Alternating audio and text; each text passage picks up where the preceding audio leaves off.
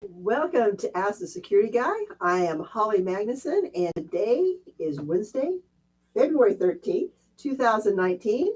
And if I remember correctly, this is episode number 40, Sean. Wow. We've been doing this a while. We've been doing this a while.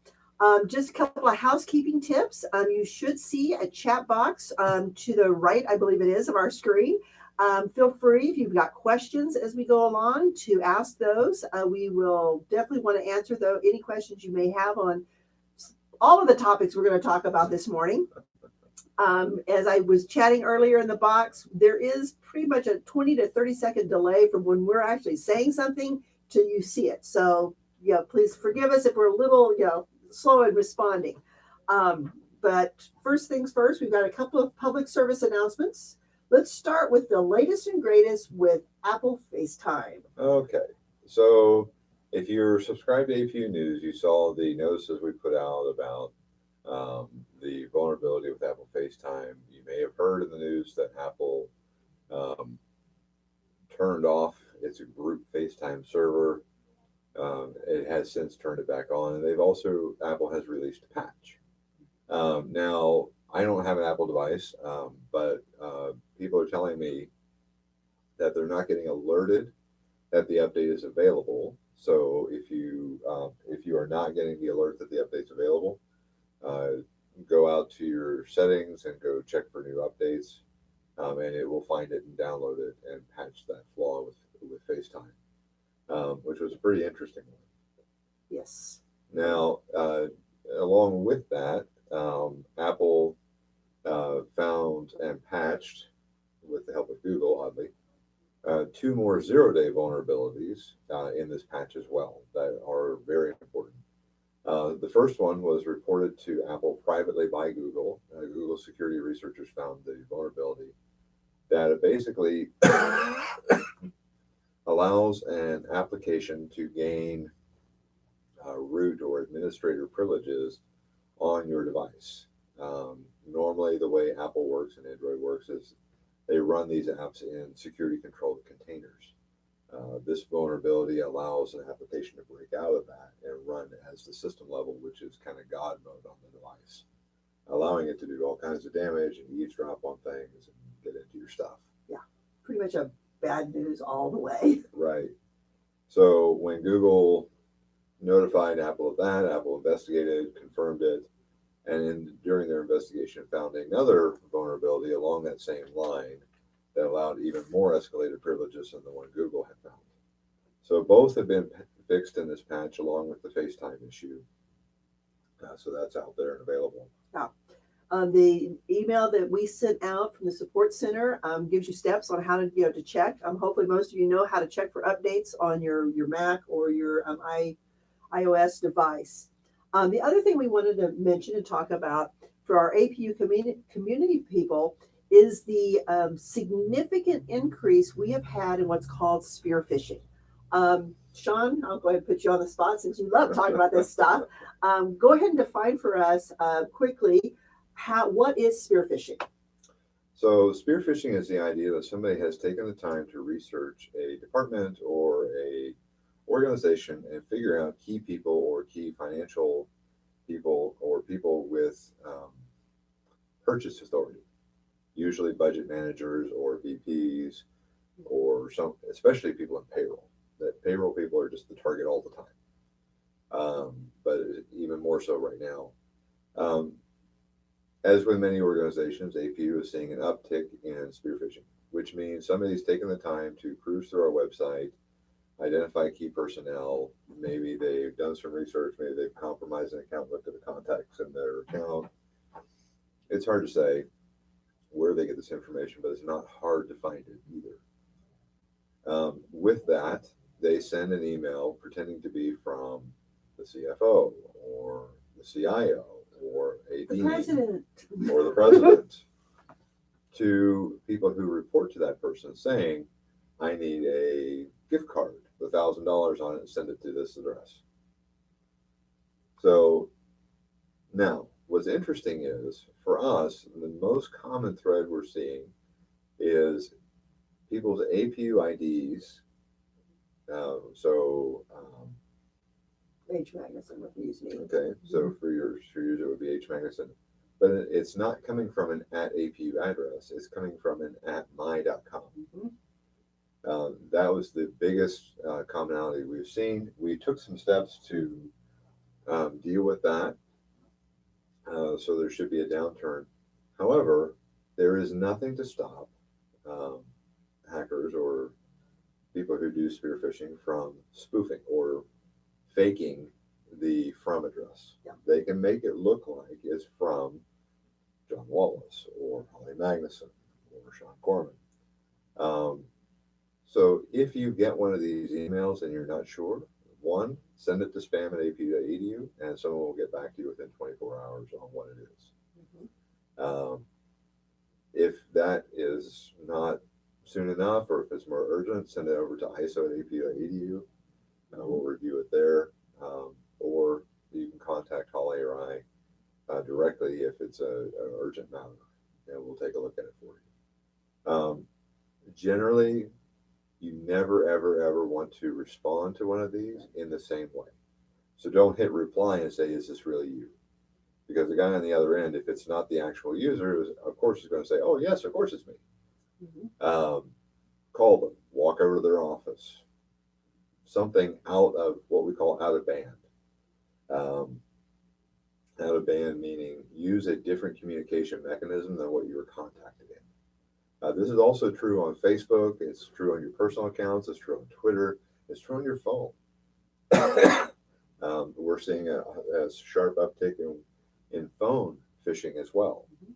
Fake calls from the IRS, from the healthcare plan, from Social Security.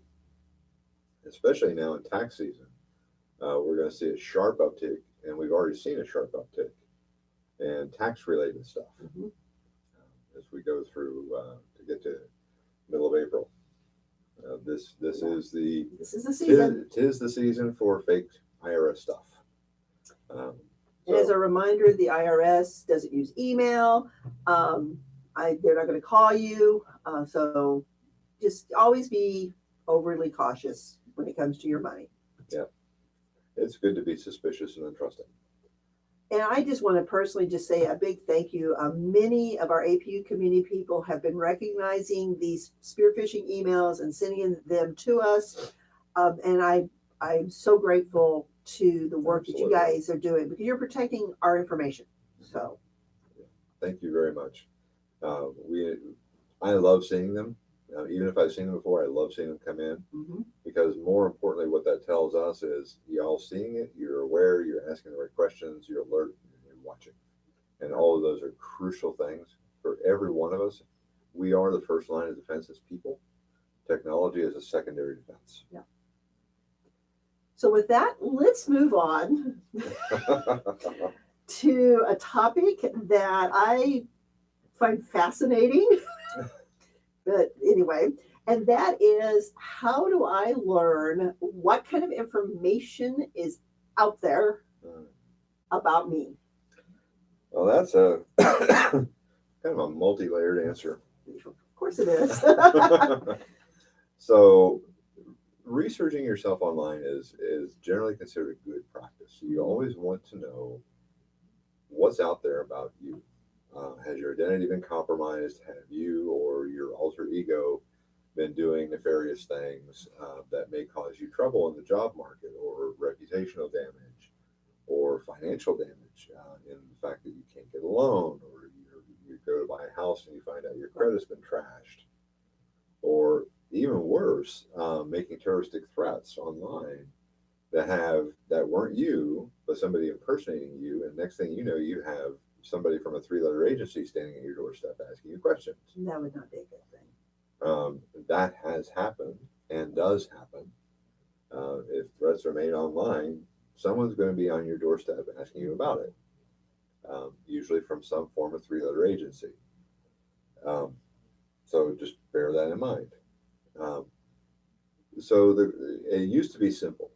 It used to be I'll just Google my name, or I'll just Google my email address, or I'll Google. And that's a place to start at least. But it still is. However, it's not as simple as it used to be. No. So If you're a Chrome user, for instance, you want to open an incognito window and do your searches for yourself there. The reason for that is if you search from your normal browser, the one you're logged into your email and that kind of thing every day, your browser has cookies on it that have a lot of information about you already. And Google, in their infinite wisdom, will use that information to tailor your search results in a way that they think matters to you. In this case, it's not helpful because they may show you information about you that's really not really relevant to what you're trying to accomplish with this whole idea of searching yourself online. Um, so that's where using incognito, I think Firefox has a similar tool. So does Internet Explorer. Private browsing. Uh-huh. Use those tools and then start searching for your name. Use variants of your name. If you have a nickname or a variation of your name that you commonly go by, try that. Use your full name, first, middle, and last. Try that. It's interesting. When I did this, I actually found my alter ego lives in Austin, Texas, and actually looks like me, which is kind of weird. Doppelganger. And it turns out we are actually related, way back in the family tree. But there's another one of me in the Midwest, and there's another one of me further east too. And if you have a common name or a common last name, you will find lots of variations of yourself out there. What you want to pay attention to, though, is that the ones that are about you, that you can identify as you, are accurate. And if they aren't, depends on the information source. You may or may not be able to fix it, but you at least want to try. So that's the commonly available stuff. Yeah. Google will show you what's out there in blogs and basic stuff. Social media, however, is kind of a black hole. So Twitter and Facebook are not going to show up in a Google search. So if you have social media accounts, you're going to want to go into those social media accounts and start searching around within those accounts for yourself as well. And then lastly, there are free tools out there. Many of them are legitimate, a few aren't, but they're pretty easy to spot, that allow you to do what they call reputation-based searches. And some of them will ask for your social media credentials. This is why you need to be extremely careful which one you choose. There is one that I have vetted that we'll include in the show notes for our listeners. And what it does is it goes through the public and private social media listings within whatever tool that you're in and looks for and weighs out reputational either damage or neutral or good and gives you kind of a rating scale. And then a lot of those tools will also search public records. So bankruptcy, liens, home mortgage, anything that's a public record, divorce decrees, etc. Marriage certificates, those are all public information that can be searched. So there's a lot of information out there. And that's why it's so easy to build a profile on people, because so much of our information is already out in the wind. So when people wonder, well, how did you know this about me? And my favorite thing is people who tell me, well, I don't even have a computer in my house, so there's no presence. I have no presence online. Well, actually, you do. You have quite a presence online, because even though you may not use a computer, all of the organizations on the planet that you interact with, your power company, the waste management, your gas, your tax records, your marriage certificates, birth certificates, it's all out there. It's all online. So all of that's out there and it's searchable. You just want to verify that that which is associated with you is true and accurate and tells the story you want to tell. Now, one of the things that's because we live in an ever-changing world, more and more things like college applications, house loans, job applications, etc., take into consideration how you appear online. So if you're looking at a job, or you're looking at a loan, or you're looking at being involved in some organization, Um, or if you're interested in volunteering, know that some of those organizations run a background check on you, which includes your social media presence. So it's good for you to know what they'll see before they see it. Um, and it's also good to know what's out there, because there may be stuff out there that you just don't want out there. And it might be as simple as just changing a privacy setting on social media. And then lastly, and this is a little more on the techie geeky side, you can do image searches. So if you upload an image of yourself using Google, you can basically search for your likeness in published images. It's a mixed bag of results. You may find your doppelganger out there as well by doing so, but it's a fun thing to try. What's interesting now, among millennials, for instance, current stats are 66% of millennials are concerned that information about them online may negatively affect their reputation. 43% of millennials admit to being negatively affected by information about them online. And 57% of millennials surveyed have changed their opinion about someone based on content they saw online. So this is a growing trend. And as we saw in the news, there's this whole big thing about fake news past year or so. And some of it's true, some of it's not. Some of it's fake. And some of it's fake. Some of it's not. And it's really difficult to parse out which is which in some cases.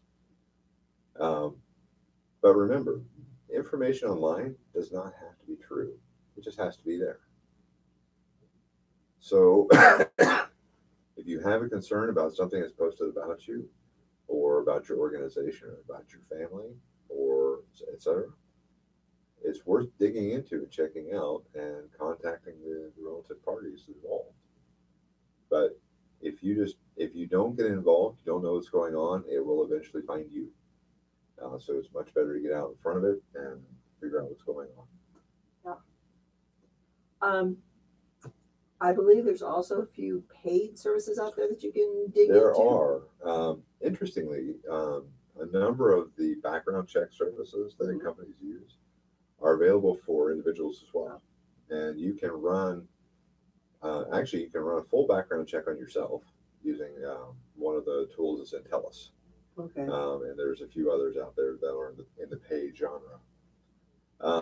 They provide a wealth of information, but again, they're based off public information. Right. They're just kind of doing a lot of the legwork for you. Right.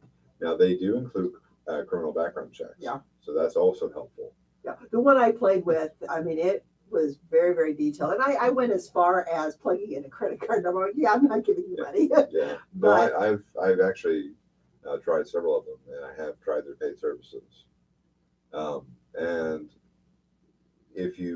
for instance, if you're concerned about your child, for instance, because we've talked about how child identity theft is rampant and growing, it actually is not a bad practice to use one of these background check tools on your children to verify that their identities have not been stolen. So if all of a sudden you see your 5-year-old has a criminal record, it might be for something more than stealing cookies in the middle of the night. Yeah. So you might, that's something you want to check into. Sorry, good question there. I'm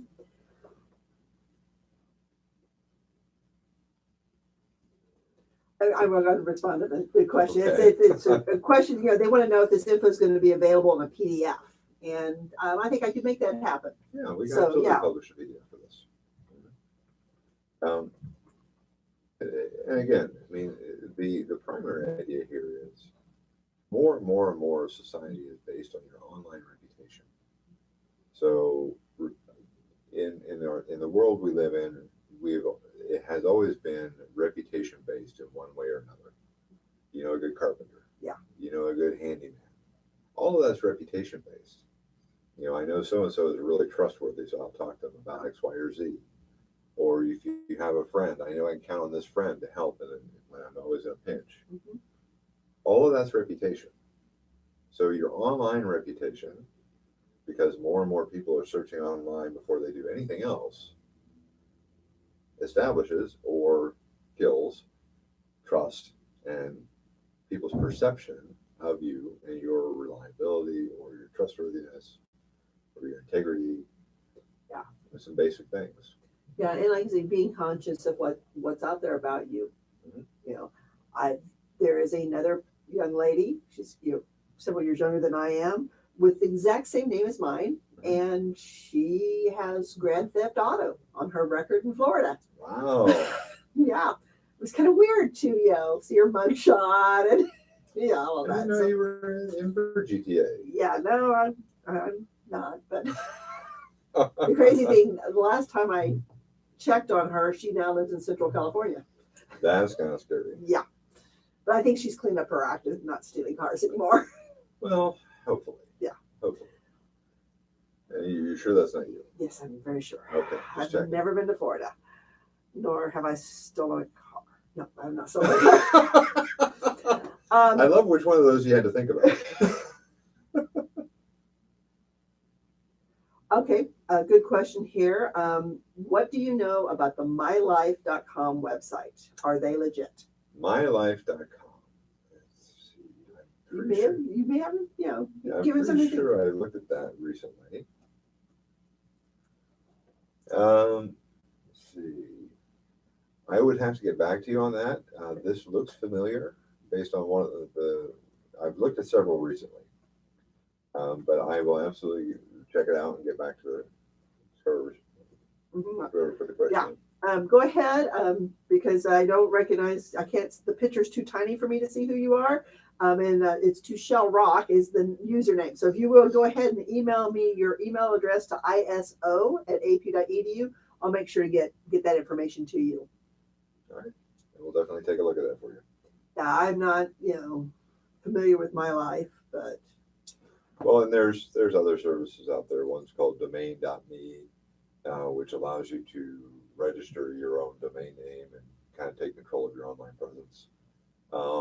There's recommendations out there about starting a blog that helps control and present yourself as you and your interests. Be careful with these things because, again, if you put the information out there, you have to keep it up to date. So otherwise it gets stale or corrupted or make it get taken down. And be sure that's something you don't want to invest time in. Yeah. Do we have any other questions? No other questions. Okay. So I'm sorry, I'm responding back to you. So monitoring our social media, incognito window to Google ourselves. We'll have some other potential sources that in the show notes when I post this after post to YouTube. Yeah, and there are free and paid tools that we'll include in that. Yeah. And then finally, next month, as long as we don't have a right turn that happens, a little too soon, we're going to be talking about a question. One of our listeners sent a question wanting to know more about smart TVs. Oh, fun. And so Sean's going to do his homework on smart TVs between now and hopefully the first Wednesday in March, which should be the 6th, if I can, keep things straight. The biggest question I get about smart TVs is my TV watching me. Yep. And so we're going to answer that question. Actually, Sean's going to answer that question. I'm just going to sit there going, wow. So anyway, that does it, I think. There's no other questions. If you have a question or you think of one later, you can send that to iso@apu.edu. Sean and I both see that account, and the one who's most capable will, answer that, which will probably be Sean. And thank you to Shell Rock. She just sent me her email address so I can make sure to follow up with her. And with that, I think we can say goodbye. All right. Thank you all. Thank you very much. Have a great day.